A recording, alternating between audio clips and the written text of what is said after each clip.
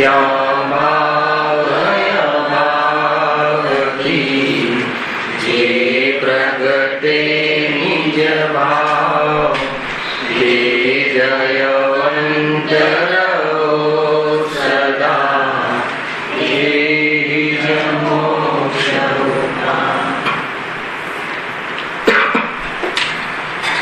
श्री मोक्ष मार्ग प्रकाशक ग्रंथ से बीजा अधिकार पर आपणे स्वाध्याय चाली रह्यो छे। कर्मना उदयथी जीवनी जे पर्यायमां पराधीन प्रवृत्ति थाय छे एनी चर्चा आपणे चाली रही छे।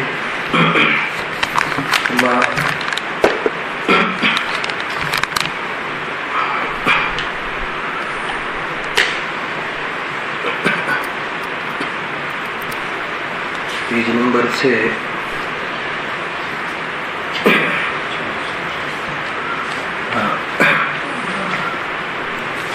40 नंबर पेज पर टॉपिक આપણે સ્વાધ્યાયમાં છે મતિ જ્ઞાનાવરણી દર્શનાવરણી કર્મના ઉદયમાં અર્થાત એના નિમિત્તથી જે સર્વક્ષમના નિમિત્તથી જ્ઞાનનો ઉઘાડ થાય છે એની પરાધીન પ્રવૃત્તિ કેવી છે એની ઘણી ચર્ચા કરી। तो एना क्षौक्षमમાં જે क्षौक्षमની શક્તિ ખુલે છે એટલે શક્તિ બી લિમિટેડ છે। ખરેખર જોવામાં આવે તો આત્મામાં તો કેવલ જ્ઞાનની શક્તિ છે પણ મતિ શુદ્ધ જ્ઞાનાવરણી કર્મના કારણે અર્થાત તો જ્ઞાનાવરણી કર્મના क्षौक्षमમાં શક્તિની થોડી વ્યક્તિ થાય છે।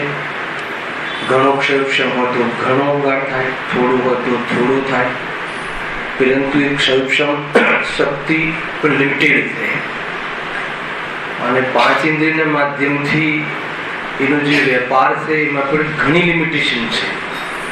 એટલે કુલ મળીને જે વર્તમાનમાં આપણા જ્ઞાનનો ઉઘાડ છે એમાં ઘણી પરાધીનતા છે।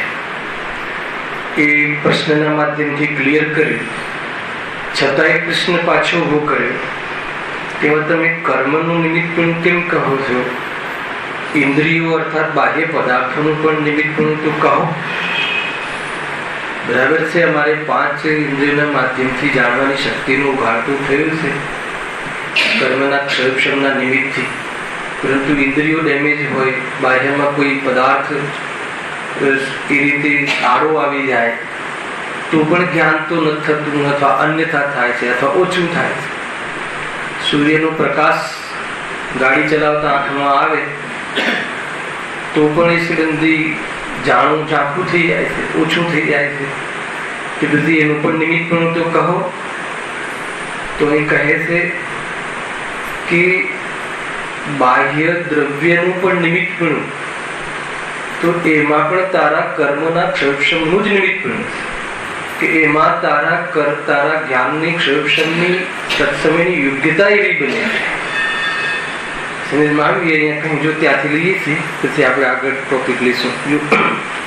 પેજ નંબર 40 પર હવે ત્યાં એ બાહ્ય દ્રવ્ય અન્યથા પરિણમે તો દેખવું જાણવું ન થાય, થોડું થાય વા અન્યથા એ કહ્યું ને એ લીટીથી આપણે બાકી છે। બાહ્ય દ્રવ્યનું નિમિત્તપણું કહો ને એમ આગ્રહ છે પ્રશ્નકાર। ખાલી કર્મના ક્ષૌક્ષમનું નિમિત્તપણું કેમ કહો છો? તો એમાં ઉદાહરણ આપ્યું હતું કે ઘણા ગામોમાં જવાની શક્તિ તો છે એ દ્રવ્ય શક્તિ, પણ વર્તમાનમાં 5 જ ગામોમાં જવાની શક્તિ એમાં અધિકાર આપ્યો છે એ ક્ષૌક્ષમ શક્તિ।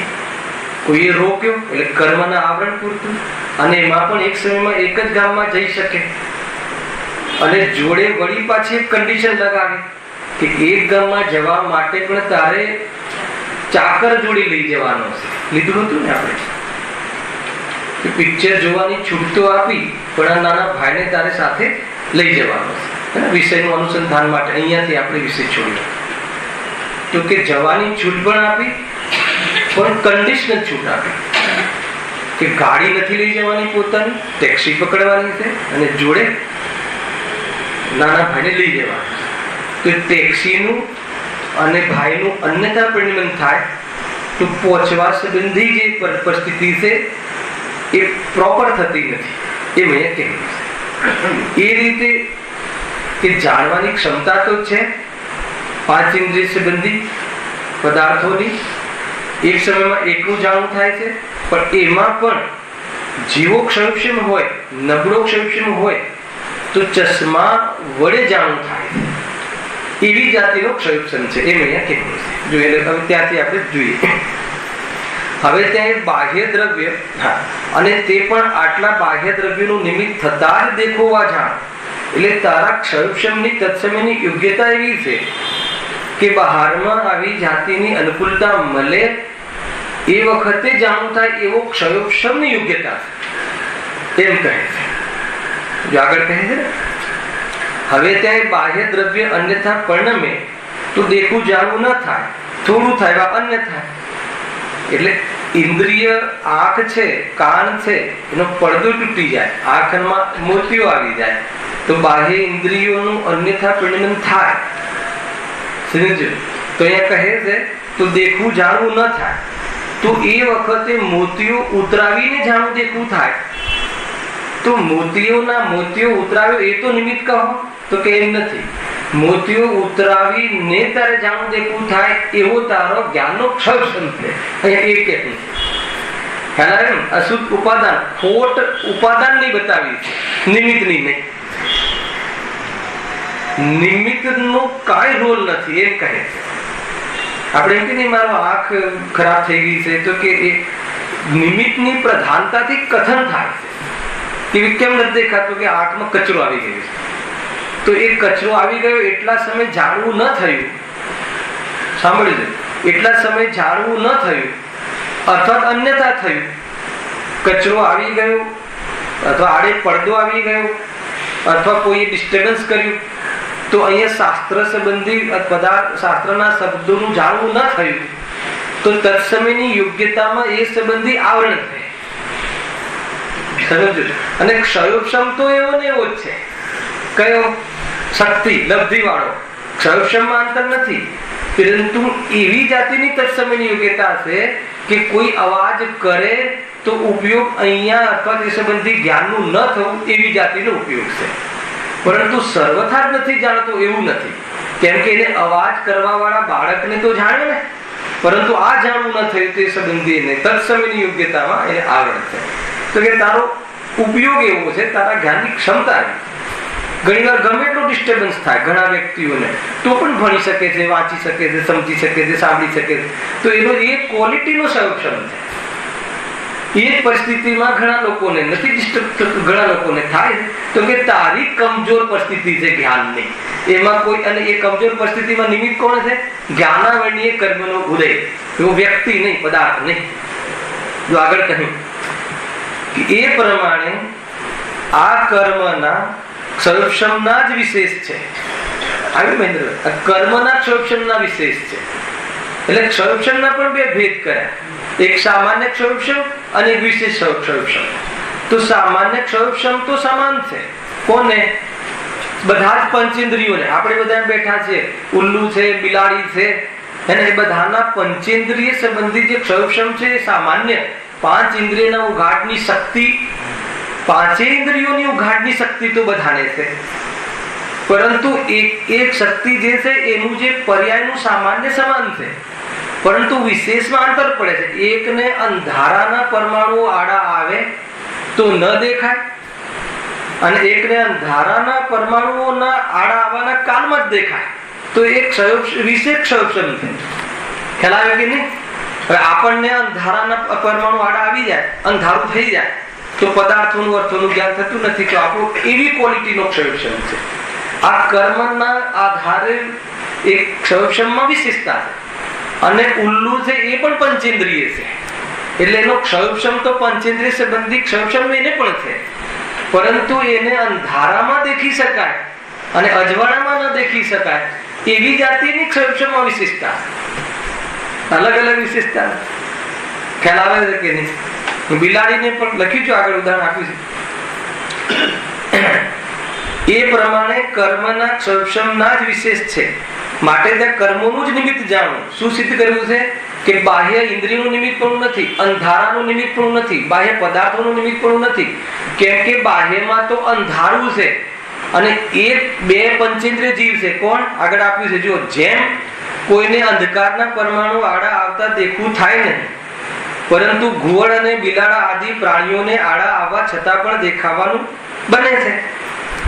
તો જો બાહ્ય પદાર્થનું નિમિત્ત પણ હોય તો અહીંયા ઘુવડ પણ છે ને આપણે પણ છીએ અને દિવસ છે. તો દિવસના અજવાળાના કાળમાં આપણને પદાર્થોનું જાણી શકાય એવા બાહ્ય પદાર્થોનું નિમિત્તપણામાં જાણી શકાય એવી યોગ્યતા વાળો આપણે ક્ષયક્ષમ છે. અને અહીંયા ઘુવડને એ જ કાળમાં એ બી સંકી પંચેન્દ્રિય છે તો પણ એને દેખાવું નથી બનતું. કેમ કે એનો ક્ષયોક્ષમ તો સામાન્ય, પાંચેન્દ્રિય સંબંધી ક્ષયોક્ષમ તો સામાન્ય, લબ્ધિ તો બધાને કોમન છે પાંચ ઇન્દ્રિયોને, એમાં પણ વધારે ઓછી હોય છે. પછી પેલા સામાન્ય પાંચ ઇન્દ્રિય સંબંધી એને પણ છે ને આંખના સંબંધી જ પદાર્થનું જ્ઞાન થઈ શકે એવો ક્ષયોક્ષમ એને છે કે નહીં? છે. પરંતુ એને અજવાળાના પરમાણુઓમાં પદાર્થને દેખી ન શકે એવો ક્ષયોક્ષમ છે, એટલે એવો હીન ક્ષયોક્ષમ. તો એ રીતે અહીંયા કહ્યું. તો આ શું કહ્યું કે અહીંયા લખ્યું ને જો, એ પ્રમાણે કર્મના ક્ષયોક્ષમના જ વિશેષ છે.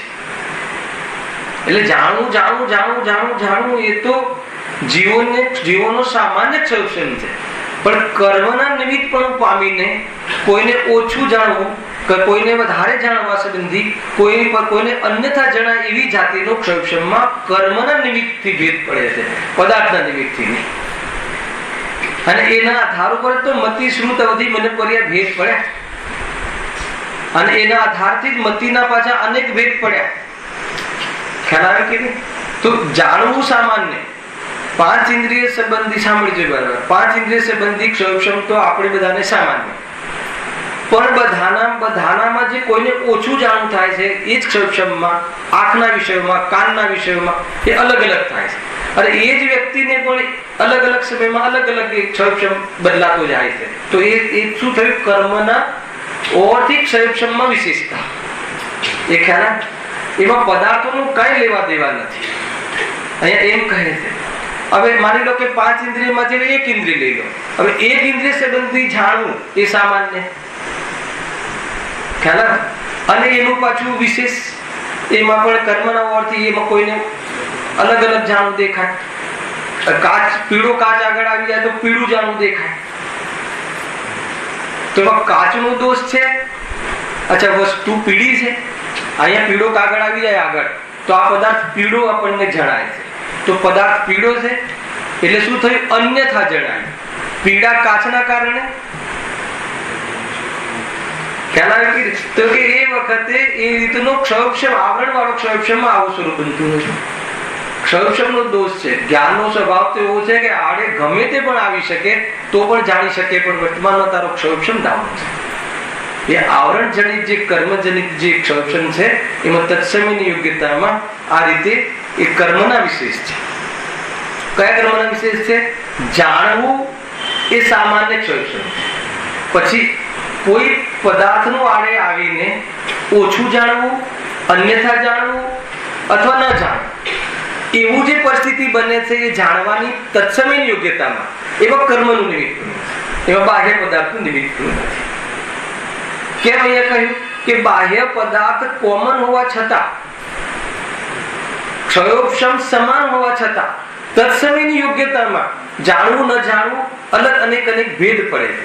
એટલે એ ક્ષયોક્ષમનો જ વિશેષ છે, કર્મની ઓરથી, બાહ્ય પદાર્થની ઓરથી વાત નથી. ક્લેરિટી આવી કે ના આવી?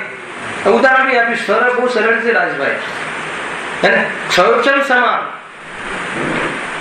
બધા પંચેન્દ્રિય. હવે એકને ચશ્માથી દેખાય છે, એકને ચશ્મા વગર દેખાય છે. અંતર કેમ પડ્યું? તમે બી સંઘની પંચેન્દ્રિય છો, હું પણ સંઘની પંચેન્દ્રિય છું રાકેશભાઈ. એનું સંઘની પંચેન્દ્રિયનો અર્થ શું? કે એના આવરણ એ પાંચે ઇન્દ્રિય સંબંધી પદાર્થોનું જ્ઞાન થઈ શકે એટલો ક્ષયોક્ષમ આપણને બધાને પ્રાપ્ત. પણ તમને ચશ્મા, મને, તમને, રાકેશભાઈ, આપણને ચશ્મા લગાયા પછી જાણી શકાય એવી જાતિનો ક્ષયોક્ષમ છે, એ વિશેષ થઈ. અને એમને ચશ્મા વગર જાણી શકાય એવો ક્ષયોક્ષમ છે. તો એમાં કર્મનું નિમિત્ત પણ છે, ચશ્માનું નહીં. ખ્યાલ આવે છે કે નહીં? એક સૌક્ષમ દાવન છે એ રીતે કહેજો. એ પ્રમાણે આ સૌક્ષમની જ વિશેષતા છે. કેમ સૌક્ષમની વિશેષતા કહીએ? સૌક્ષમની વિશેષતા કર્મ નિમિત્તથી જ સૌક્ષમની વિશેષતા છે. તો સૌક્ષમનું સામાન્યપણું અલગ અને એનું વિશેષપણું અલગ. માનો કે આપણે બધા કયા પદાર્થ છે? ચૈતન્ય પદાર્થ. પર્યાયમાં શું થાય છે? જાણું થાય છે. એક ઇન્દ્રિયને કેટલું જાણવું થાય છે? એક ઇન્દ્રિય સંબંધી. આપણને 5 ઇન્દ્રિય સંબંધી. કેવલ જ્ઞાનીને પૂર્ણ જાણવું થાય છે. અવધિ જ્ઞાનીને એક દેશ પ્રત્યક્ષ જાણવું થાય છે. તો આ બધા ભેદ કેમ પડ્યા? જાણવું પર્યાયમાં બધા જાણવા વાળા જ પદાર્થો છે. જાણવાનો ત્રિકાલ સ્વભાવ બધાને છે સમાન શક્તિ, અને પર્યાયમાં બી એક જાણવું એના આધાર ઉપરથી નક્કી કરીએ છીએ કે આ જીવ છે. પરંતુ એકેન્દ્રિય સંબંધી જાણવું થાય છે તો એને કહીએ છીએ એકેન્દ્રિય જીવ. તો કર્મની ઓરથી ભેદ પડે, ફળાક દે. કેવી રીતે નક્કી કરી કે આને 2 ઇન્દ્રિય સંબંધી જાણવું થાય છે? તો એનો ક્ષયોક્ષમ એટલો છે, એ ક્ષયોક્ષમમાં વિશેષતા છે. અને ક્ષયોક્ષમમાં સામાન્યપણું શું છે? આ પણ જીવ છે, આ પણ જીવ છે, કીડી પણ જીવ છે. એ કયા આધારે કહ્યું તમે કે એને પણ જાણવું થાય છે? કેટલું જાણવું થાય છે? વિશેષ વાત આવી ગઈ કે એને આટલું જ જાણવું થાય છે. કેમ એટલું જાણવું થાય છે? તો કે એનો ક્ષયોક્ષમ. તો કેમ ક્ષયોક્ષમ એટલો છે? જો કે આવરણ એટલું હટ્યું છે એટલે એટલું ક્ષયોક્ષમ છે. તો આવરણ કર્મના આવરણના નિમિત્તથી ક્ષયોક્ષમમાં ભેદ પડે છે, અથવા ક્ષયોક્ષમમાં વિશેષતા આપણને દેખાય છે. એ તો આપણા જ્ઞાનને મતિ કહેવાય છે. કેમ કે મતિ જ્ઞાન વડે કર્મના ક્ષયોક્ષમમાં ઉઘાડ થયેલું જ્ઞાન છે, એટલે એને મતિ જ્ઞાન કહેવાય. ખ્યાલ આવે કે એમ અહીંયા કહે છે. એટલે અહીંયા એ બતાવવું છે કે નિમિત્તપણું તો બાહ્ય પદાર્થોનું પણ નથી. એટલે એમનું શું કહ્યું કે બાહ્ય પદાર્થોનો દોષ ના દેવો. તો કોનો દોષ દેવો? કયો રોગ છે? તો કે કર્મના ઉદયથી થતો રોગ છે. ઠીક છે, કર્મનો રોગ છે. કર્મ એનું કારણ છે. પણ કર્મ કેમ થયા? હવે આગળ વધો. નિમિત્ત પ્રધાન કથન છે કે કર્મનો દોષ છે, વાંધો નહીં, કોઈ વાંધો નહીં. નિમિત્ત પ્રધાનતાથી કર્મનો દોષ છે એમ કહેવામાં સમ્યકતા છે, કોઈ દોષ નથી. નિમિત્ત પ્રધાનતાથી કર્મનો દોષ છે. પણ કર્મ તમને જ નિમિત્ત કેમ બન્યા? ખ્યાલ કે નહીં? કઈ કારણ તમારા ઘરે જ કેમ આવ્યા? તો પછી ઉપાદાન નહીં. મેં બોલાવ્યા હતા ઉપાદાન. કેવી રીતે બોલાવ્યા હતા?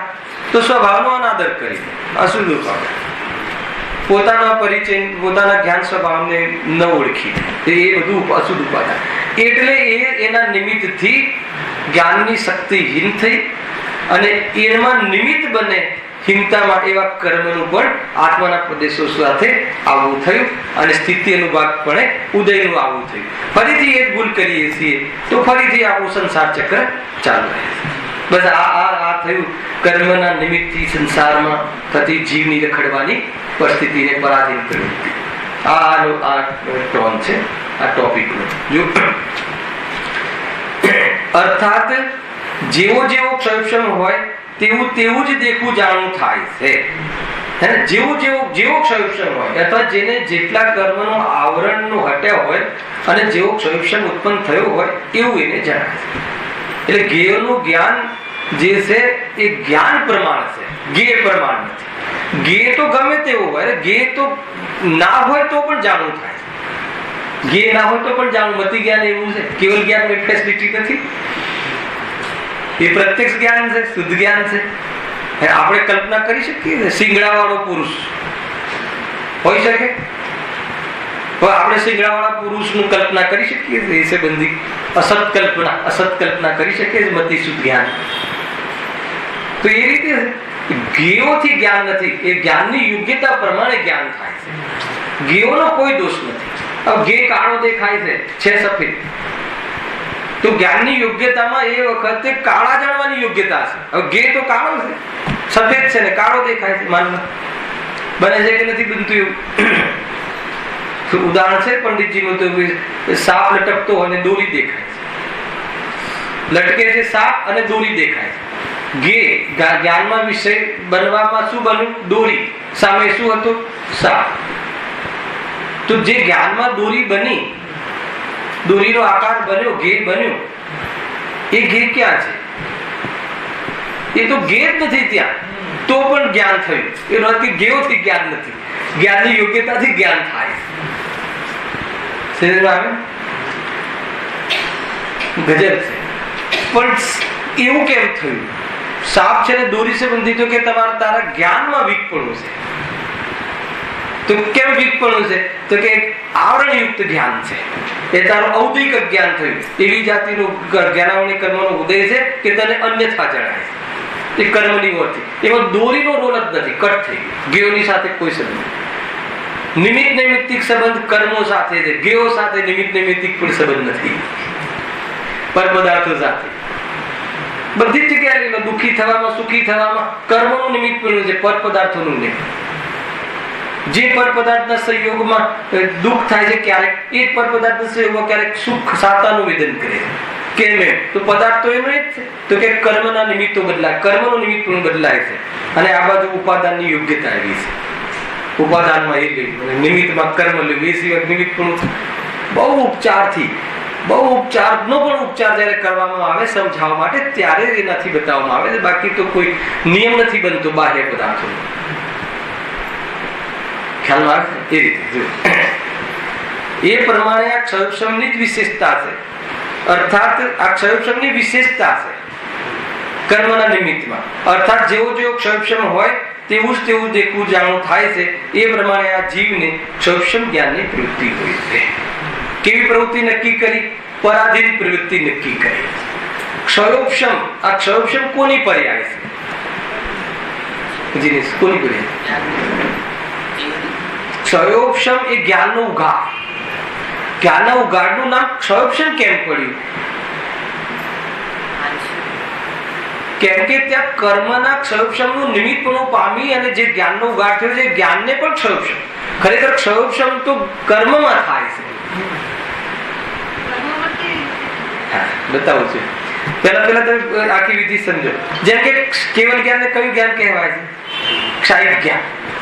તો એનું નામ ક્ષાયિક જ્ઞાન કેમ પડ્યું? કે કેવલ જ્ઞાનાવરણીય કર્મનો ક્ષય થઈ ગયો, એના નિમિત્તમાં જે જ્ઞાન ઉત્પન્ન થયું ઉપાદાનથી, એ જ્ઞાનને પણ ક્ષાયિક જ્ઞાન, કર્મના ઓરથી નામ. યદ્યપિ ક્ષાયિક જ્ઞાન એ કેવલ જ્ઞાન છે. એ રીતે ક્ષયોક્ષમ જ્ઞાન, ક્ષયોક્ષમ જ્ઞાન એટલે જ્ઞાનનો અલ્પ ઉઘાડ. તો એ કર્મના ક્ષયોક્ષમથી. હવે કર્મના ક્ષયોક્ષમ કેમ નામ પડ્યું? તો કર્મનું જ્ઞાનાવરણીય કર્મનું ક્ષયોક્ષમ થાય છે. ક્ષયોક્ષમ શું છે? મેં લીધેલું છે અહીંયા ખ્યાલ. તો જે જ્ઞાનાવરણીય કર્મ છે ને, એ કઈ પ્રકૃતિ છે ખબર છે? દેશઘાતી કે સર્વઘાતી? દેશઘાતી પ્રકૃતિ. જ્ઞાનાવરણીય, મતિ જ્ઞાનાવરણીય દેશઘાતી છે, શુદ્ધ જ્ઞાનાવરણીય દેશઘાતી છે, કેવલ જ્ઞાનાવરણીય સર્વઘાતી છે.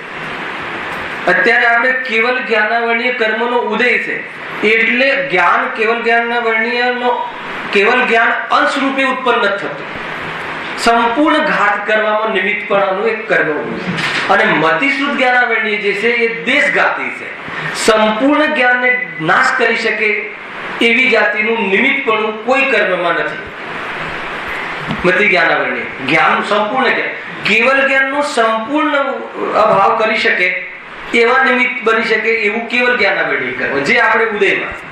અને એવું કોઈ કર્મ નથી બન્યું કે સંપૂર્ણ જ્ઞાન ઢંકાઈ જાય, આવરણ થઈ જાય, ઉત્પન્ન જ ના થાય પર્યાયની અંદર. તો એવી જાતિમાં નિમિત્ત બની શકે, કરી શકે ને, નિમિત્ત બની શકે એવું કોઈ કર્મ નથી. એટલે મતિ જ્ઞાનાવરણીય દેશઘાતી પ્રકૃતિ છે. હવે દેશઘાતી પ્રકૃતિ, કર્મ પ્રકૃતિ દેશઘાતી, અને એમાં જે સ્પર્ધકો છે, એમાં જે વર્ગણાઓ છે, એ સર્વઘાતી પણ છે અને દેશઘાતી પણ છે. વર્ગણાઓ, સ્પર્ધકો, હે ને? એક પરમાણુને પણ વર્ગ કહે છે. અવિભાગ પ્રતિચ્છેદ જે છે એના યુક્ત જે પરમાણુ છે એને વર્ગ કહે છે. સમાન અવિભાગ પ્રતિચ્છેદના વર્ગના સમૂહને વર્ગણા કહે છે. હે ને? કાર્બન વર્ગણા વાળા સમાન સમાન પરમાણુઓ ભેગા થાય, તેજસ પરમાણુઓ અલગ, આહારના વર્ગણાઓના પરમાણુઓ અલગ, તો એના સ્કંદ બને છે, એ વર્ગણાઓ થાય. એમાં જે કાર્બન વર્ગના છે મતિ જ્ઞાન સંબંધી એ વર્ગણાઓ જે છે એને સ્પર્ધક કહે છે, જે ઉદયમાં આવે છે. એ સ્પર્ધકોમાં બે પ્રકારના સ્પર્ધકો છે. મતિ જ્ઞાન આખું જે કર્મ છે ને રચના, એમાં દેશઘાતી અને સર્વઘાતી. હવે સાંભળજો ક્ષયક્ષમ કેવી રીતે બને. સર્વઘાતી સ્પર્ધકોનું તો ઉદયાભાવિક છે. ઉદયાભાવી એટલે એક એવા પરિસ્થિતિને પણ ક્ષય કહે છે કે ઉદય ન આવે એને પણ ક્ષય કહે છે. તો સર્વઘાતી સ્પર્ધકો ક્યારે પણ ઉદયમાં ન આવી શકે. સર્વઘાત કરી દે જ્ઞાનનો સ્પર્ધકો છે પણ ઉદયમાં નથી આવતા મતિ જ્ઞાન પૂરા સ્કંદમાં. અને આગામી કાળમાં ઉદયમાં આવી શકે સર્વઘાતી એવા સ્પર્ધકોનો સત્રવસ્તારૂપ ઉપશમ દબેલા રહે છે. એ થઈ ગયું ઉપશમ, એટલે ક્ષય પણ થઈ ગયું, ઉપશમ પણ થઈ ગયું. બરાબર છે. અને દેશઘાતી, એક દેશ ઘાત કરે એવા સ્પર્ધકોનો નિરંતર ઉદય, એટલે સંપૂર્ણ ઘાત કરી શકે એવો ઉદય નહીં, દેશઘાત, એટલે થોડુંક તો ઉઘાડ રહે છે. તો ક્ષય, ઉદય અને ઉપશમ ત્રણેય અવસ્થાઓ એક સાથે મતિ જ્ઞાનાવળી કર્મમાં થાય, એને અહીંયા ક્ષયક્ષમ કહે છે. એટલો ખ્યાલમાં આવે. તો આ રીતે હર સમય મતિ જ્ઞાનનો ઉદય થાય ને તો એમાં દેશઘાતીનો ઉદય થાય છે, સર્વઘાતીનો ઉદય નથી થતો.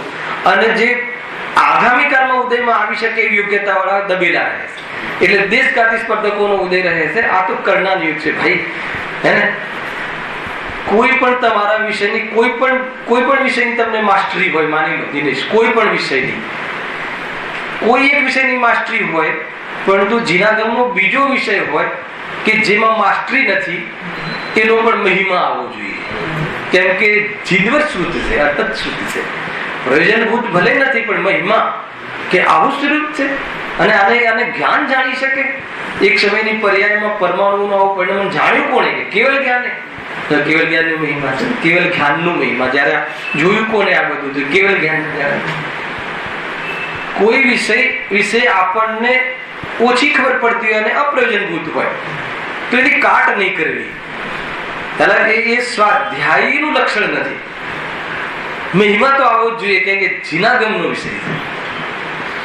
ખ્યાલ આવે કે ભલે એ વિશે બહુ પ્રયાસ કરવાની જરૂર નથી, પણ એનો જયારે સાંભળીએ ત્યારે પ્રમોદ આવું સ્વરૂપ છે કે આવું સ્વરૂપ, અને ક્ષયોક્ષમ કહે છે. તો કર્મનો ક્ષયોક્ષમ થયો હે ને નિમિત્તપણામાં, અને આ બાજુ એટલો જ એક દેશ ઉઘાડ થયો, એક દેશ ઉઘાડ થયો. તો આવા કેટલા જ્ઞાન છે? ક્ષયોક્ષમ જ્ઞાન, મતિ, શ્રુત, અવધિ અને મનોપર્યાય. આ ચાર જ્ઞાન અલ્પ જ્ઞાન છે કે જે ક્ષયોક્ષમ રૂપ છે. અને કેવલ જ્ઞાન એક ક્ષાયિક જ્ઞાન છે કે કર્મનો સંપૂર્ણ અભાવ થઈને પૂરેપૂરું જ્ઞાન ખીલી જાય છે. એ કેવલ જ્ઞાન છે. એ પર્યાયમાં જે જ્ઞાનના ભેદ પડ્યા એ શાના આધારથી પડે? કર્મના ઉદય, ક્ષય અને ક્ષયોક્ષમના આધારથી. જાણવું એ સામાન્ય ક્ષયોક્ષમ છે. અને જાણવામાં અવલંબનથી જાણવું, અવલંબન વગર જાણવું, એ બધું કર્મ નિમિત્તના ઉદયથી થતી એ ક્ષયોક્ષમની વિશેષતાઓ છે. ખ્યાલમાં આવે કે એ રીતે આ ક્ષયોક્ષમની વિશેષતાનું પકડ આપણે અહીંયા થોડીક આ ટર્મોલોજી છે એને પણ આપણા જ્ઞાનનું ઘી બનાવવું જોઈએ. આપણને વિષયનો થોડો ખ્યાલ હોવો જોઈએ. ખબર ન પડે તો પણ સાંભળે. ખ્યાલ આવે કે ઘણી વાર એવું બને કે આ વિષયનો ખ્યાલ પણ કઈ વાંધો નહીં, ધારણામાં હશે કે આવો કોઈ વિષય છે તો ક્યારેક એ સંબંધી ઉપયોગ લાગશે. જો એ પ્રમાણે આ જીવને ક્ષયોક્ષમ જ્ઞાનની પ્રવૃત્તિ હોય છે. આ કયા જ્ઞાનની પરાધીન પ્રવૃત્તિ પૂરી થઈ? મતિશ્રુત. અવધિ મને પર્યાય જ્ઞાનની હવે આગળ વાત ચાલે છે. વળી મોક્ષ માર્ગમાં અવધિ મને પર્યાય જ્ઞાન હોય છે, તે પણ ક્ષયોક્ષમ જ્ઞાન જ છે. ખ્યાલ? એટલે મેં ક્ષયોક્ષમ સમજાવ્યું. અવધિ જ્ઞાન ને મનોપર્યાય જ્ઞાન પણ ક્ષયોક્ષમ જ્ઞાન છે. ક્ષયોક્ષમ એટલે શું? અલ્પ જ્ઞાન, અપૂર્ણ જ્ઞાન, આવરણયુક્ત જ્ઞાન. આવરણયુક્ત જ્ઞાન મતલબ કે એક પ્રકારથી જેને કહેવાય ને કે પરાધીન જ્ઞાન, કન્ડિશનલ જ્ઞાન. કેવલ જ્ઞાનમાં કોઈ કન્ડિશન નહીં.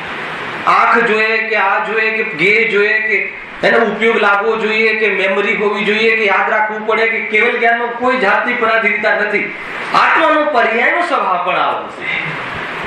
પણ વર્તમાનમાં જ્ઞાનાવણી આદિ કર્મના ઉદયના કારણે એ જ્ઞાનમાં કેટલી પરાધીનતા છે. આપણે ચશ્મા ઘેર ભૂલી જઈએ તો ચશ્માથી દેખાય કે નહીં? વર્તમાનમાં મારા જ્ઞાનનો એવી યોગ્યતા છે ક્ષયક્ષમની કે બાહ્યમાં ચશ્માની અનુકૂળતા મળે ત્યારે આ શબ્દ સંબંધી જાણવું બને છે. એટલે મારી કમજોર જ્ઞાનનું ક્ષયક્ષમ છે. ખ્યાલ આવે કે નહીં? ચશ્મા મળવા એ પુણ્યનો ઉદય, પણ ચશ્માના માધ્યમથી જણાવવું એ જ્ઞાનનો વિભાવ, ક્ષયક્ષમનો વિભાવ. ખ્યાલ આવે છે કે નહીં? કેટલી બધી બહારમાં પરાધીનતા છે. એવો સાતાનો ઉદય પણ જોઈએ, હે ને? એવા દીકરાઓની બહારમાં મરજી પણ જોઈએ કે તમને ચશ્મા બનાવી આપે. સમજો, એ બધું પાપ પુણ્યમાં જશે, બહારમાં સામગ્રી મિલવામાં. અને મળ્યા પછી સમજો, એ મળ્યા પછી એ ભૂલી ગયા ચશ્મા, તો એ વખતે ન દેખાયું તો એ વખતે ચશ્મા ભૂલી ગયા એનો દોષ નથી. ચશ્મા વગર ન દેખાય એવી જાતિનું તમારો ક્ષયક્ષમનું નબળાઈ છે. કેટલી બધી નબળાઈ છે. આપણી શોભા નથી એમ કહે છે યાર. ખ્યાલ આવે છે કે હવે અવધિ મને પર્યા જ્ઞાન જો એ જ્ઞાન પણ ક્ષયક્ષમ જ છે એમ કહેતા શું ખ્યાલ આવવું જોઈએ? એ પણ અલ્પ જ્ઞાન છે, અપૂર્ણ જ્ઞાન છે, એ પણ પરાધીન જ્ઞાન છે. હવે અહીંયા બતાવશે કેવી રીતે. તેને પણ એ જ પ્રમાણે એક કાળમાં કોઈ એકને પ્રતિભાસવાળું પરદ્રવ્યનું આધીનપણું જાણવું. કયા જ્ઞાનની વાત છે? અવધિ મને પર્યા જ્ઞાન. જ્યારે અવધિ જ્ઞાનનો ઉપયોગ પ્રવૃત્તિ કરતો હોય ત્યારે મતિસૂત્રનો ઉપયોગ નથી ચાલતો. એક સમયમાં એક જ ઉપયોગ. ખ્યાલ? હવે છે પ્રત્યક્ષ, એકદેશ પ્રત્યક્ષ. ઇન્દ્રિયોનું આવલંબન પણ નથી, પરંતુ અહીંયા શું લખ્યું? પરદ્રવ્યનું આધીનપણું તો છે. પરદ્રવ્યનું આધીનપણું શું? થોડા ગેઓને જાણે છે, બધા ગેઓને જાણે એવું નથી. એકદેશ પ્રત્યક્ષપણું છે એમાં. હે મર્યાદા આવી ગઈ ને? ક્ષેત્રની મર્યાદા, ગેઓની મર્યાદા, મર્યાદામાં આવવું એ જ પરાધીનતા છે. મર્યાદાથી જાણ, આટલું જ જાણવા મળશે, આટલું જ. ખ્યાલ? હવે ફરક એટલો છે અહીંયા મતિશુદ્ધ જ્ઞાન અને અવધિ મને પર્યા જ્ઞાનમાં કે મતિશુદ્ધ જ્ઞાનમાં આવલંબન લેવું પડે છે આખો આદિનું. આમાં આવલંબન નથી, પ્રદેશ પ્રત્યક્ષ ડાયરેક્ટ. પણ એક દેશ કેમ અને કેવલ જ્ઞાન સકલ પ્રત્યક્ષ કેમ?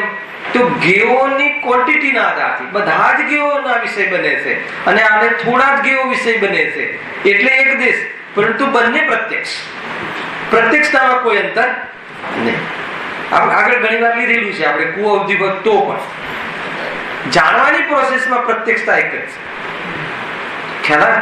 કુ અવધિ હોય કે સુ અવધિ હોય તો અને મને પર્યાય તો સમ્યક જ હોય છે. તો મુનિરાજોને ભાવદંગી સંતો એના સ્વામી છે, એની એટલી વિશુદ્ધિમાં જ્ઞાન પ્રગટ થાય છે. આગળ બહુ વિશેષ ચલાયેલું છે, તો અહીંયા થોડોક વિષય આવે એટલે કહીશ. તો પરાધીનપણું શું છે અવધિ મને પર્યા જ્ઞાનમાં? ક્ષેત્રની આદિ મર્યાદા છે. પણ એમાં એવું છે મહેન્દ્રભાઈ કે અવધિ મને પર્યા જ્ઞાનમાં ધારણા નથી હોતી. ખ્યાલ? ધારણા મતિશુદ્ધ જ્ઞાનમાં યાદ રાખવાની વાત ત્યાં નથી. પ્રત્યક્ષ જ્ઞાનોમાં કેમ કે એમાં મેમરીની જરૂર નથી. જ્યારે સીધું લગાવે એટલે બધું દેખાય જાય. સમજ? ઉપયોગ મૂકે ત્યારે એવી એક બહુ સરસ પ્રશ્ન છે કે હવે ઉપયોગ ન મૂકે ત્યારે જે અવધિ જ્ઞાની છે એને અવધિ જ્ઞાની કેવી રીતે કહેવાશે? સમજો આ પ્રશ્ન.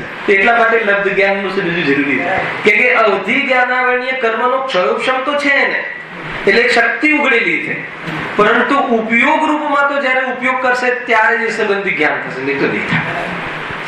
અને જ્યારે અવધિ જ્ઞાનમાં વિષયમાં ઉપયોગ લાગેલો હશે ત્યારે મતિશુદ્ધ જ્ઞાનમાં નહીં લાગે. ખબર છે? મતિશુદ્ધ જ્ઞાનમાં નહીં લાગે એટલે ખબર છે શું તેનો અર્થ? સમ્યક દર્શનના વિષય નહીં બને એ વખતે. કેમ કે અવધિ જ્ઞાનનો વિષય પર પદાર્થ બને છે, આત્મા નહીં. બોલો, અવધિ જ્ઞાન જોઈએ છે? આના અવધિ જ્ઞાનમાં તો થોડું આમ ભૂતકાળનું થોડું ભવિષ્યકાળનું જાણી લઈએ. શું કરીશું જાણીને બધાને કહી શકીએ ને અમે જાણીએ છીએ. તો તને ગેયોનો મહિમા છે, જ્ઞાનનો મહિમા નથી. મેં આટલા ગેયો જાણે, તમારું ભવિષ્ય પણ જાણે.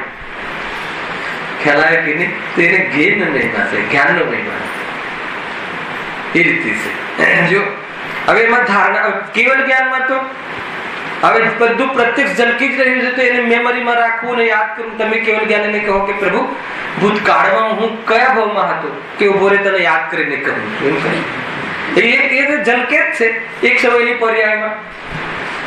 એટલું પ્રત્યક્ષ જ્ઞાન છે. એટલે ત્યાં મેમરી કે યાદ શક્તિ એ મતિ જ્ઞાનની પર્યાય છે. એટલું હીન છે કે એને યાદ શક્તિ યાદ રાખવું પડે છે, યાદ જ ના રાખવું પડે એવું એક જ્ઞાન છે. ખ્યાલ આવ્યો કે કેવલ જ્ઞાન, પૂર્ણ જ્ઞાન એ સ્વરૂપ છે. જો હા એ પ્રમાણે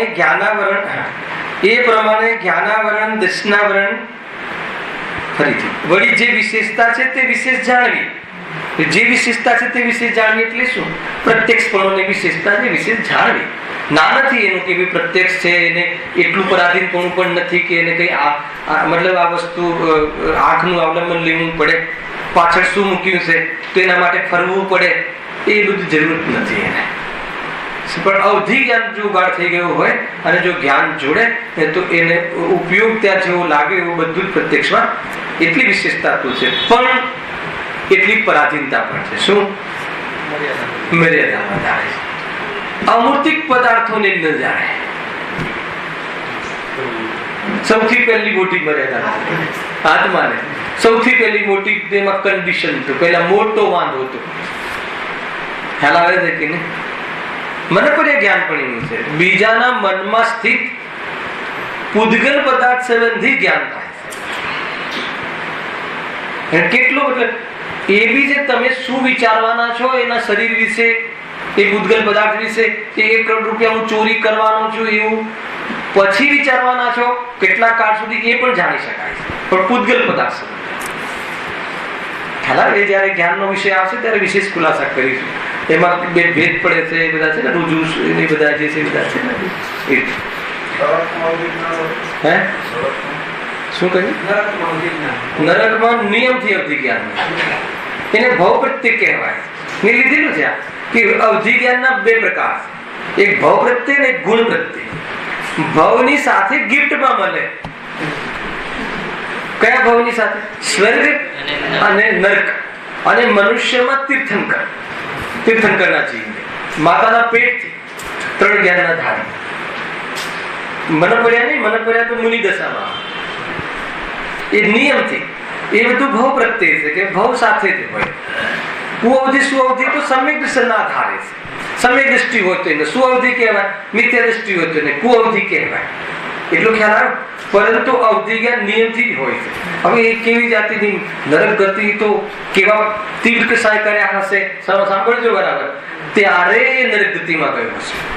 હે ને ગુરુદેવે કહ્યું છે ને ભાઈ નરક ગતિમાં જવા માટેના કેવા પરિણામ તો કહે છે ને, માંસ ને ઈંડા તો એને ખાધા નથી એટલે નરકમાં તો જશે નહીં. એટલે એવા તીવ્ર કસાય વાળા જીવો નરકમાં પહોંચે છે. બરાબર છે? પરંતુ એવી વિશુદ્ધિ એને જરૂર હોય છે કે ત્યાં અવધિ જ્ઞાનાવરણીય કર્મનો ક્ષોભ હોય. ગજબ છે વિશુદ્ધિમાં પણ કેટલા ભેદ છે. એ સંબંધી જ્ઞાન અવધિ જ્ઞાનમાં આવરણમાં નિમિત્ત બને એવા કર્મોનો ત્યાં ક્ષયોક્ષમ હોય એવી જાતિની વિશુદ્ધિ એને કરી હશે એ ભવે પણ ત્યારે તો એને અવધિ જ્ઞાન સંબંધી ઉઘાડતા થયું. દેવગતિ વાળાને નિયમથી, નરક ગતિ વાળાને નિયમ. અરે એ અવધિ જ્ઞાન ઘણી વાર એને નિમિત્ત બને છે સમ્યક દર્શનમાં, નરક ગતિમાં. એવું વિચાર આવે એને કે મારી સાથે આવું કેમ થાય છે, કેમ આટલા દુઃખ પડે છે, મને કેમ અહીંયા આવું થયું.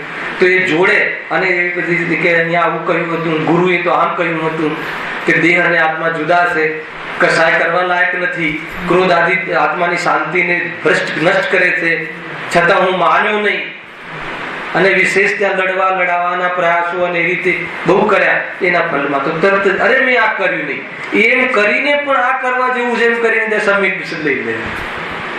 ખ્યાલ આવે કે ત્યાં ડાયરેક્ટ તો અમુક નરક સુધી તો કોઈ દેશના કે કોઈ સંબોધન તો છે નહીં. 7મી નરકમાં તો પ્રશ્ન જ નથી આવતો. પહેલી કે બીજી નરક સુધી કઈ ત્યાં સુધી સંબોધન કરવા જાય તો જાય, સભાઓ લાગતી હે ને. હવે પૂર્વનો વેરી હોય તો પણ જાય, મિત્ર હોય તો પણ જાય. ખ્યાલ આવે કે એવો દેવગતિમાં રાવણ ના જીવને સીતાનો જીવ સંબોધન કરવા જાય. એવો કઈ દુશ્મની ને કઈ દુષ્ટી. ખ્યાલ આવે કે સંબોધન કરવા જાય છે કે ભાઈ તું તો કોઈ મહાન જીવ છે, ક્યાં અટક્યો છે બોલો? અને રામની પરીક્ષા કરવા તેમ ઉપસર્ગ કરવા જાય છે. ગજબ છે, કેવું સ્વરૂપ છે. બહારમાં કોઈ દમ નથી, સમજો. કોઈ બી સંબંધોને તમે શું નામ આપો, કોઈ સંબંધ નથી, સર્વ નાતો તૂટે. હા, સમજવા જેવું છે ભાઈ. હા, તથા એ પ્રમાણે જ્ઞાનાવરણ દર્શનાવરણના ઉદયના નિમિત્તથી જ્ઞાન દર્શનના ઘણા અંશોનો તો અભાવ હોય છે, તથા તેના ક્ષયોપશમથી થોડા અંશોનો સદભાવ હોય છે. બે અવસ્થા કહી, જ્ઞાનાવરણની દર્શનાવરણનો ઉદય અને ક્ષયોપશમ. આ ભાષા તમારે સમજવી પડશે, નહીં તો નહીં પ્રવચનોની ખબર પડે. જ્ઞાનાવરણની દર્શનાવરણનો ઉદય હોય એ વખતે ઘણું જાણવા સંબંધી અંશોનો અભાવ હોય છે, ખ્યાલ. અને એનો ક્ષયોપશમ હોય, જે આખી પરિસ્થિતિ બતાવી, એ વખતે તો થોડા અંશે પણ જાણવાનો સદભાવ. કારણ કાર્ય સંબંધ નહીં લેતા, નિમિત્તિક સંબંધ લે. હવે વારંવાર કહેવાની જરૂર નથી. કુલ મળીને આ જ્ઞાનાવરણીય કર્મ દર્શનાવરણીય કર્મના ઉદયમાં અને એના ક્ષયોપશમમાં જીવની કેવી પરાધીનતા થતી હોય છે તો કેવલ જ્ઞાનીનો સ્વામી, કેવલ જ્ઞાનની શક્તિનો ધારક, પણ વર્તમાન પર્યાયમાં એ પોતાના સ્વરૂપની ઓળખાણ ન કરવાના કારણે, અપરાધના કારણે એની વર્તમાન પર્યાયના જ્ઞાનની કેવી હીણી દશા થઈ છે. આ બતાવીને શું બતાવવાનું છે કે આવી હીણી દશા થઈ છે એ તારા કારણે થઈ છે, અને આ હીણી દશાનો અભાવ તું કરી શકે છે એની પ્રેરણા માટે પુરુષાર્થ. એક એ બીજું, એ હીણી દશામાં ઘણું જાણવું અને ઓછું જાણવું બન્યા રાખે છે. ત્યારે ઘણું જાણવું થાય પદાર્થો સંબંધી, શાસ્ત્ર સંબંધી, અન્ય પરધ્યેય સંબંધી, તો અભિમાન કરવા જેવું નથી, કેમ કે એ કર્મજનિત ક્ષયોપશમ છે. ખ્યાલમાં આત્માનું એ વાસ્તવિક સ્વરૂપ નથી.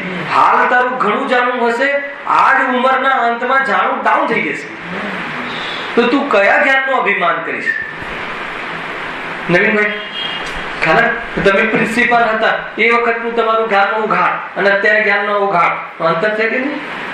તો એ વખત એ જ્ઞાનનો અભિમાન કરીએ, એ વખતે બહુ અભિમાન કર્યું હોય, અને અત્યારે તમને કશું યાદ ના રહેતું હોય, તો તમને એ વ્યક્તિ સંભળાઈ જશે ને? બહુ અભિમાન કરતા હતા ને શું થયું? ક્યાં ગયું જ્ઞાન? ખ્યાલ, હું શું કહું છું તમને? તો એ જે જ્ઞાનનું જે હીનતા અધિકતા વાળું જ્ઞાન છે, આ તો અભિમાન કરવા જેવું નથી, આપણી શોભા નથી. અહીંયા કહે છે. બીજું કોઈ કહે કે ભાઈ તો કેવી રીતે પ્રગટ થાય? તો કે જ્ઞાનના ક્ષયોપશમનો ખ્યાલ રાખવો, વિભાવનો, અને એ જ વખતે જાણવું જે છે જ્ઞાનના સ્વભાવનો આદર કરવો, કે જેટલું પણ જાણવું થાય છે એટલું જાણવું અગર જો શુદ્ધાત્મામાં સમર્પિત કરી દે તો આ વિભાવની જે પરિસ્થિતિ બની છે એનો અભાવ થઈ જશે. ખ્યાલ? હા, એ વાત સત્ય છે કે ભવિષ્યમાં શું થશે એ જાણી શકું એવું મારા જ્ઞાનની પરિસ્થિતિ નથી, પરંતુ જે થવાનું છે એ જ થવાનું છે એવું જાણી શકું એવી જ્ઞાનની તાકાત મારી પાસે અત્યારે છે. શું કહ્યું? મહત્વપૂર્ણ પોઈન્ટ છે. આ શરીરની અવસ્થા કયા વર્ષે માટીની થશે, રાખની, એ ભવિષ્ય નક્કી હોવા છતાં મને ખબર નથી કે 60મા વર્ષે કે 70મા વર્ષે કે 100 આ માટીમાં પરિણમી જશે, એની મને ખબર નથી. પણ એટલું નક્કી થઈ ગયું, કેટલી તો ખબર પડે છે મને અત્યારે કે જ્યારે થવાની હશે ત્યારે થશે. એટલું તો જ્ઞાન છે ને. એક તો એટલું જાણવાની ક્ષમતા તો છે, અને એની થશે, મારી નહીં થાય. બે, એટલી જાણવાની ક્ષમતા વર્તમાન જ્ઞાનમાં છે, એટલો ક્ષયોપશમ તો છે. અગર એ પ્રમાણે જાણીને એ શરીર આદિ પરગેયોમાં અને એ બહારની પરિસ્થિતિઓમાં જ્ઞાનને ન ઉલઝાવતા, આપણે લીધું ને લગભગ જેટલા ક્લાસમાં લીધી વખતે વર્તમાનમાં થોડું જ્ઞાન છે, એટલે ન ઉલઝાવતા યથાર્થ પદાર્થ સંબંધી, યથાર્થ વસ્તુના સ્વરૂપ સંબંધી જ્ઞાનનો ઉપયોગ કરીને અગર જો એ આત્મ સન્મુખ જ્ઞાન થઈ જાય છે, સ્વરૂપમાં લીન થઈ જાય છે, સંવેદન અગર આત્માનું કરે છે, સ્વરૂપનું કરે છે, તો વર્તમાન પર્યાયમાં અલ્પ પર્યાયમાં પણ ઘેર ઉડતા મટી જાય છે. પહેલો ફાયદો. જ્ઞેયને જાણવાની જિજ્ઞાસામાં જે આકુલતા છે એ વધી જાય છે જ્ઞેયરૂપતા. અને નિરંતર લીન રહે છે તો જ્ઞેયોને જાણવાની શક્તિ ખીલી જાય છે. એટલે અલ્પ જ્ઞાન એવું લાંછન રહેતું નથી, પરાધીન જ્ઞાનની પરિસ્થિતિ રહેતી નથી, કેવલ જ્ઞાન પ્રગટ થઈ જાય છે. વર્તમાનમાં જેટલું પણ આપણી પાસે જ્ઞાન છે એ જ્ઞાન કમાલ કરી શકે એવું છે. બસ શરત એટલી છે કે એ જે જ્ઞાન છે એને મૂલ્યવાન છે, એને અન્ય જ્ઞેયોમાં કે જે પ્રયોજનભૂત નથી, જ્યાં આપણું સુખનું કોઈ રાજ છુપાયેલું નથી, એવી જગ્યાએ એ ઉપયોગને ત્યાં ન બરબાદ કરતા. કેમ બરબાદ ન કરવું? કેટલું બતાવ્યું કે આપણી પાસે એને બહુ ઓછું જ્ઞાન છે, ઉઘાડ. એ જ્ઞાનને અગર વિષય ગાયક આપી દઈએ, મૂળ વિષય આપી દઈએ, તો ઓછું જ્ઞાનનું જે લાંછન છે મટી જશે, પૂર્ણ જ્ઞાન પ્રગટ થઈ જશે. એટલે કેટલી બધી પ્રેરણાઓ મળી આ ટોપિકમાં. ક્ષયક્ષમ જ્ઞાનની વર્તી અભિમાન કરવા જેવું નથી, હીનતાનું વેદન કરવા જેવું નથી. વર્તમાનમાં આ મારા કારણે થઈ છે, પણ જો હું જાગી જાઉં તો મારો સ્વભાવ તો ચશ્માથી ને આંખોથી ને શરીરથી ને આનાથી જાણવાનો નથી. તો એનો પુરુષાર્થ કરવાની પ્રેરણા. એક તો એ સમજો કે આખો ટોપિક કમસે કમ 10-15 પ્રવચન થઈ ગયા છે, પણ એનું સાર તમને કહું છું. એક તો એ લાભ. અને આ રોગ જે થયો છે, આ રોગ છે, આ ખોટ છે, રોગ છે. કયો? આંખ સારી હોય ત્યારે જાણવું થાય એવી જ્ઞાનમાં ખોટ. આ ખોટ જે થઈ છે એનું કારણ સ્વયં છે. એટલે નિમિત્ત પર દ્રષ્ટિ છોડી દે. મેં જ અપરાધ કર્યો છે એટલે અમારું જ્ઞાન હીન બહુ મોટી વાત છે. પોતાને ન ઓળખવું એનાથી બહુ મોટો બીજો કોઈ અપરાધ જ નથી. અને જે બધા અપરાધ થાય છે એ આ અપરાધના કારણે થાય. ખ્યાલ આવવાનું છે મિથ્યાત્વ રૂપી જીવની અવસ્થામાં ખુલાસા બંધ અવસ્થા હશે.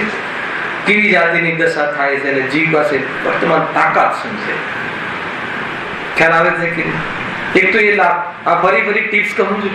બીજું થોડું ક્ષયક્ષમ જ્ઞાનમાં પણ એને ઘણા કર્મોનો ક્ષયક્ષમ હોય તો ઘણો ઉગાડ થાય છે. તો એમાં અભિમાન કરવા જેવું નથી. કેમ? કે ઉપાધિ વાળું જ્ઞાન છે. ખ્યાલ? ઉપાધિ વાળું જ્ઞાન છે. કર્મની ઉપાધિના નિમિત્તથી થયેલું છે. વળી પાછો એનો સદુપયોગ નહીં કરે તો જ્ઞાન ડાઉન થઈ જાય. એવું કેમ થતું હશે? એ પણ ઘડપણમાં જે ડાઉન થઈ જતું હશે. બસ એનો ક્રમ છે એ વખતે. ખ્યાલ? એ વખત યોગ્યતા. અને છતાં પણ ગડપણમાં પણ જે 6 સેન્સ છે ને એવા કોઈ સેન્સ બહુ કામ કરવા લાગે અને કોઈ સેન્સ ડાઉન થઈ ગયા. એવું પણ બને છે. જે પહેલાના દેખાતું હોય એથી પણ વિશેષ દેખાવા લાગે છે. એટલે બધું નિમિત્તપણું કર્મનું છે. પરદ્રવ્યમાં એનો અર્થ ખ્યાલ આવે છે કે પરદ્રવ્યથી હું જાણવું અને આનંદ પ્રાપ્ત થાય છે માની અને પરદ્રવ્યોની સેવા એટલી કરે છે. એટલી એટલે ખબર છે ભરતભાઈ? જે પણ કાંઈ જે કિંમત આપીને કરવી પડે. જે કિંમત એટલે ખબર છે? જે પાપ કરવું પડે પાપ કરી. કોઈ એમ કહે ને કે તમારી આંખ ડાઉન થઈ ગઈ છે, એ મારી પાસે બહુ સરસ ઉપાય. શું ઉપાય છે?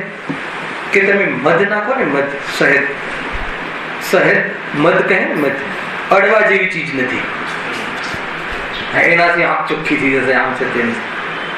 અરે કહે છે કે તારો ક્ષયક્ષમ નબળો છે, ફરી આવા ક્ષયક્ષમ નબળા ના મળે, એનો ઉપાય જલ્દી કરી લે.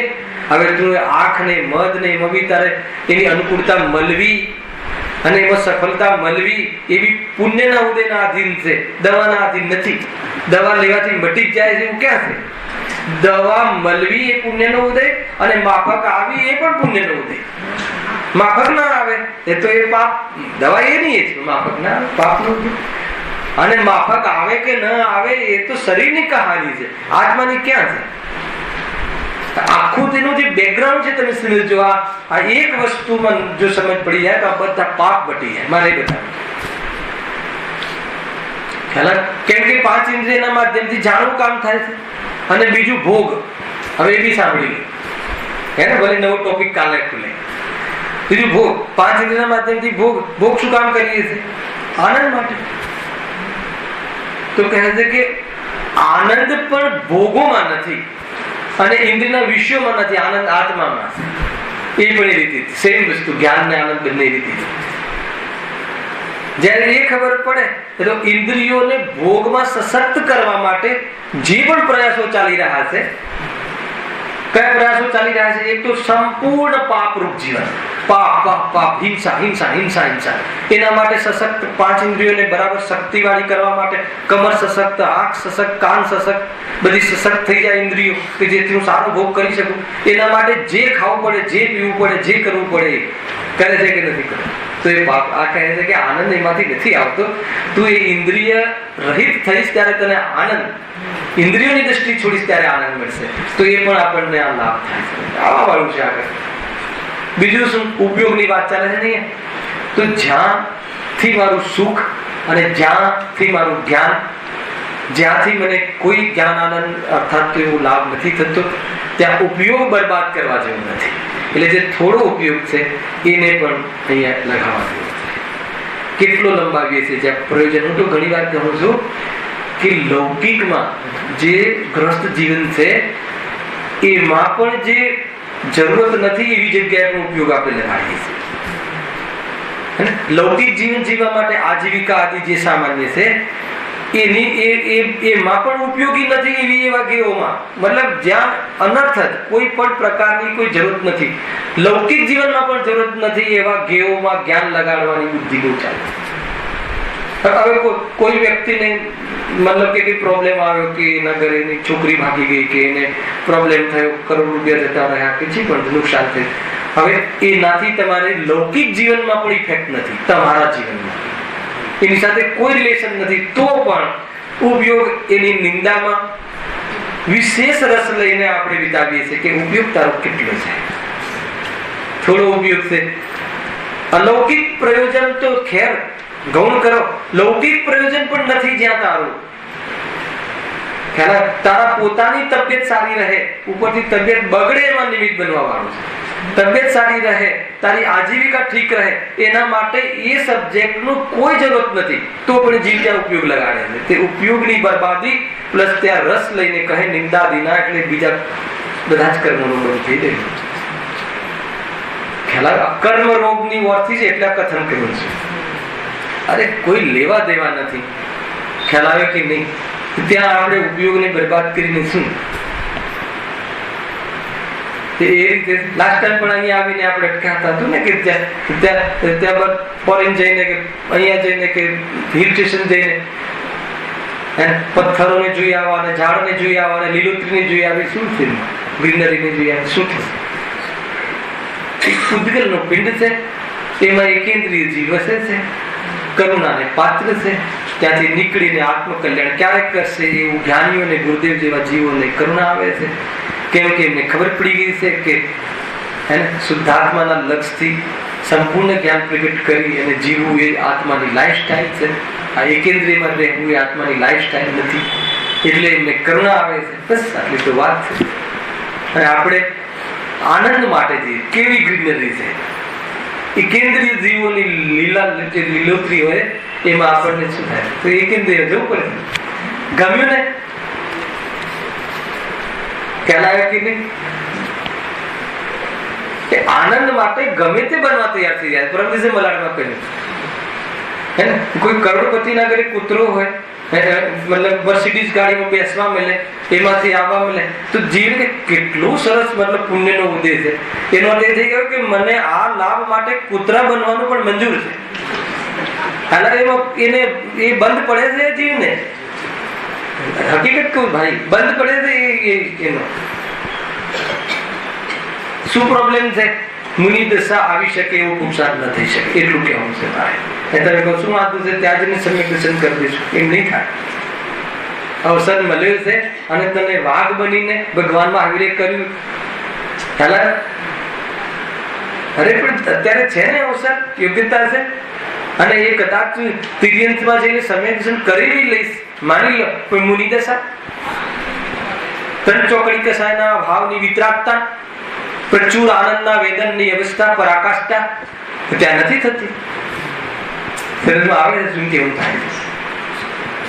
દરેક વાત બરાબર થાક સમજજો ભાઈ, સમજવા જેવી વાત છે. એટલે કેટલી આ એક પકડથી આપણને એટલી બધી પ્રેરણા મળી રહી છે કે વર્તમાનમાં જે જ્ઞાન છે બસ મારે તમારા આત્મકલ્યાણમાં લગાવવાનું છે.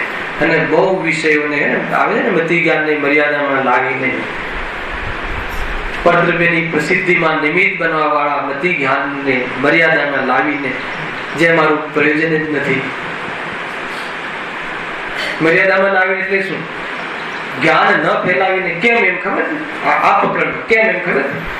કે આપણી પાસે મતિ જ્ઞાન છે એક, અને મતિ જ્ઞાન 5 ઇન્દ્રિયના માધ્યમથી પ્રવૃત્તિ કરે છે 2, 5 ઇન્દ્રિયના માધ્યમથી આત્મા વિષય બનતો નથી 3, અને એક સમયમાં એક ઇન્દ્રિય વિષય સંબંધિત જાણવું થાય છે 4.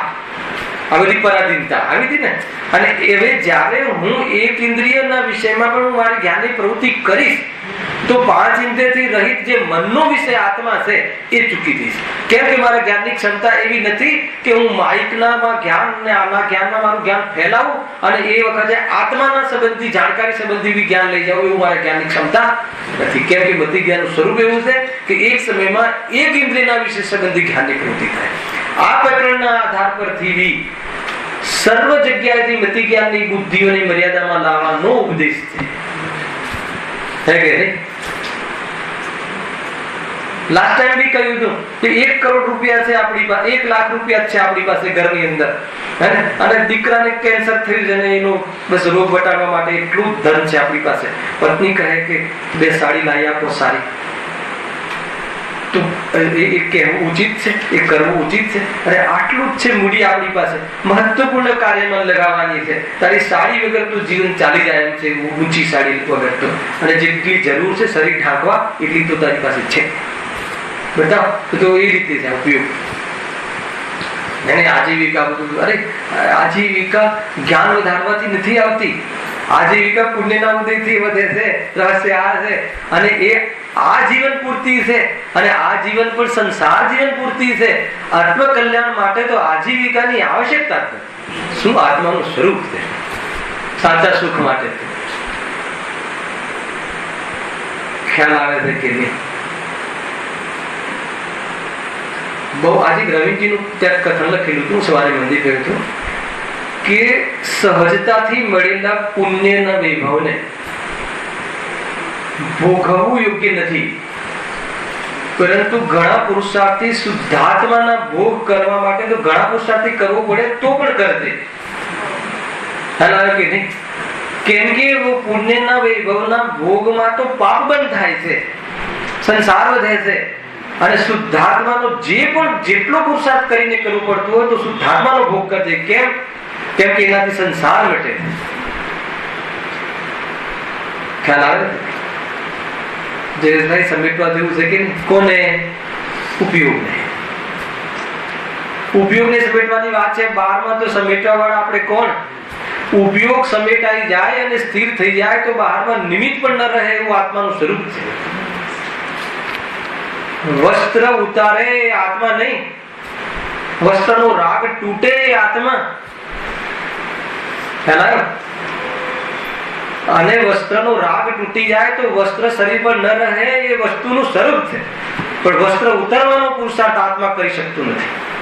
શું આત્માનું લોજિક છે? કે નહીં? એટલે ગુરુદેવની ભાષા કામમાં આવે. કોણ ઉતારે કપડા, કોણ કરે વ્રત, પરદ્રવ્યમાં તો શું કરી શકે? હા, એ સંબંધી રાગ તું કરતો હતો અજ્ઞાનને વશ થઈને. જ્ઞાન થયું, આત્માની અનુભૂતિ થઈ, અજ્ઞાન ગયું, રાગ તૂટ્યો, એટલું તારી સીમામાં કાર્ય થયું. બાકી તો વસ્ત્રનું ન રહેવું એ વખતે ન રહેવું એવું કુદરતી સ્વરૂપ છે.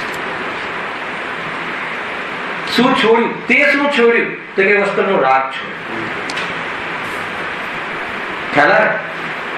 અને કયા આધારે છોડ્યો? તો કે રાગનો આત્મામાં ત્રણેય કાળે અભાવ છે. અને રાગના કારણે મલિન થયો નતો, ઘેકૃત શુદ્ધ આત્મામાં હતી નહીં.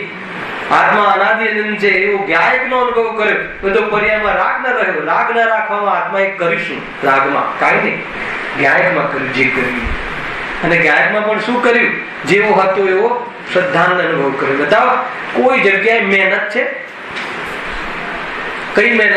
ગધા મજૂરી. એમ હેલા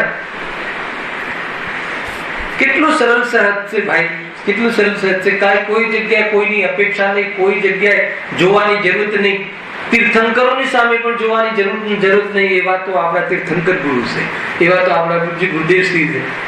મારા ચરણોમાં બેસી રહીશ તો કલ્યાણ નહીં થાય. ખ્યાલ એ વિતરાગી ગુરુઓ છે. બહુ ગજબનું આજે લોજિક છે જૈન ધર્મનું, ગજબ છે. ઈશારામાં સમજી જવા જેવું છે. મુખ્ય ઉપાય, મુખ્ય પાઠ શું ગયો ભાઈ ભાઈ? કે આપણી પાસે જે ઉપયોગ છે મતિ જ્ઞાન, જે છેલ્લા 4 પોઈન્ટ કયા, એક વાર ફરીથી કહું છું કે આપણી પાસે મતિ જ્ઞાન છે. એટલે શું? અલ્પ જ્ઞાન છે. પહેલા તો આપણા પાસે આવરણયુક્ત જ્ઞાન છે, એટલું બધું ઓછું જ્ઞાન છે, લિમિટેશન છે જ્ઞાનમાં. અને એ લિમિટેશન જ્ઞાન પણ એવી ક્વોલિટીનું છે કે 5 ઇન્દ્રિયના માધ્યમથી પ્રવૃત્તિ કરે તો પૂદગલ સંબંધી બોધ થાય છે. આત્મા એનો વિષય બનતો નથી. એક અગર અને 5 ઇન્દ્રિયમાંથી પણ એટલી એની લિમિટેશન છે કે કોઈ એક ઇન્દ્રિયના માધ્યમથી પ્રવૃત્તિ કરીને એ સંબંધિત પદાર્થનું જ્ઞાન થાય છે. ખ્યાલ? તો એના કારણે જ્યારે હું એક ઇન્દ્રિય સંબંધી જ્ઞાનમાં પ્રવૃત્તિ કરું છું ત્યારે જે મનનો વિષય આત્મા છે એ સંબંધી જાણકારીનું પણ જ્ઞાનથી વંચિત રહું છું. આનું થોડું ઈઝી સમજવું હોય ને તો જ્યારે હું વેપારના વિષયોમાં જ્ઞાનને ઉલઝાવું છું ત્યારે આત્મકલ્યાણના વિષયો જે આત્મા આદિ છે એના વિષયોનું જ્ઞાન ઉપયોગરૂપ જ્ઞાન થતું નથી. અને જ્યાં ઉપયોગરૂપ જ્ઞાન થતું નથી તો ધારણા બનતી નથી, અને ધારણા બનતી નથી તો નિર્ણય ખોટો રહે છે. એટલે જેની ધારણા બને છે ત્યાં શ્રદ્ધા સમાધિ થાય. ખ્યાલ? હજુ એક સ્ટેપ. હવે જ્યાં 5 ઇન્દ્રિયના વિષય પૂદગલ એમાં ઉપયોગનો વેપાર કરીએ છીએ ત્યાં તો કોઈ પણ પ્રયોજન સધાતું નથી. ખ્યાલ? કોઈ પણ પ્રયોજન સધાતું નથી. એટલે શું? અમારે ડોક્ટર બનવું હોય, અમારે એન્જિનિયર બનવું હોય તો જે મૂળ પ્રયોજન છે સધાતું નથી. કયું? સુખી થવાનું પ્રયોજન. એ તો તમે કહો કે ભાઈ અમારે અમદાવાદ જવું હોય તો એ સંબંધી જાણકારી લઈને એની જે બોર્ડ બધું ત્યાં જ્ઞાનનો ઉપયોગ ફેલાવ કરવો પડશે. એ પ્રયોજન હોય તો અહીંયા કયા પ્રયોજનની વાત છે? અમદાવાદ જવાના પ્રયોજનની વાત નથી. અહીંયા કઈ ક્યાંય પણ ન જવું પડે એના પ્રયોજનની વાત છે. અમદાવાદ શું કામ જવું છે? બધા અમદાવાદ શું કામ જવું છે? એને તો દીકરાના મારે એક નવી ભાઈના લગ્ન છે તો લગ્નમાં શું કામ જવું છે? પણ દીકરી આપી છે ને તો શું કામ જવું છે? કે ભાઈ સાચું શું કામ? પણ એની સાથે તું દીકરીને દુઃખી કરશે. ખ્યાલ શું કેવું છે? દીકરી દુઃખી થશે તો પછી હું દુઃખી થઈશ. એટલે હું સુખ માટે જોઉં. ખ્યાલ? તો કે છે જ નહીં. સુખી થવા માટે તો એ સ્વરૂપ જ નથી. એક સ્વરૂપનો બોધ કર. બહુ લિમિટેડ જ્ઞાન છે, એને ફેલાવા જેવું નથી. એટલા બધા લોક વ્યવહારમાં જઈશ તો નિયમથી જે આત્મ વ્યવહાર છે, આત્માને સમજવાના જે વિશ્વાધ્યાયના વ્યવહારો છે એમાં ઉપયોગ વંચિત રહી ગયો. અને એમાં ઉપયોગ વંચિત રહી ગયો તો જે ધારણા આત્માની કરવી હતી, આત્મ સંબંધી સમ્યક ધારણા જે થવી જોઈતી હતી આગમના માધ્યમથી, ધારણાનો વિષય નહીં બને. અર્થાત તો તારા ધારણા જ્ઞાનમાં ક્લેરિટી નથી પોતાના બાબતમાં. તો જો પોતાના બાબતમાં તારી ધારણા જ્ઞાનમાં ક્લેરિટી નથી, એ સંબંધી તને ઓળખાણ સંબંધી ક્લેરિટી નથી, તો તું પછી એનું સેવન કઈ રીતે કરીશ? તો કહે છે કે એનાથી વંચિત રહી જઈશ. એટલે કુલ મળીને હે ને આત્માનો અનુભવ નહીં થાય. એટલે જે મતિ જ્ઞાન આપણી પાસે હીન છે, ઓછું છે એ કહીને એ કહેવું છે કે આત્મામાં લગાડે છે. ઓછું છે એમ કહીને ગભરાવાની જરૂર નથી. સન્મુખ કરીશ તો મતિ જ્ઞાનની ઉપાધિ નીકળી જશે. એટલા માટે આ અનેક પ્રકારથી આપણે આ ટોપિકને સમાપ્ત કર્યું. કાલે નવો ટોપિક ચાલુ થાય છે કે મિથ્યાત્વ મોહની કર્મના ઉદયમાં જીવની કેવી દુર્દશા થાય છે, પરાધીનતાનો અનુભવ કેવી રીતે કરે છે એની ચર્ચા કરશે. સહેજાનંદી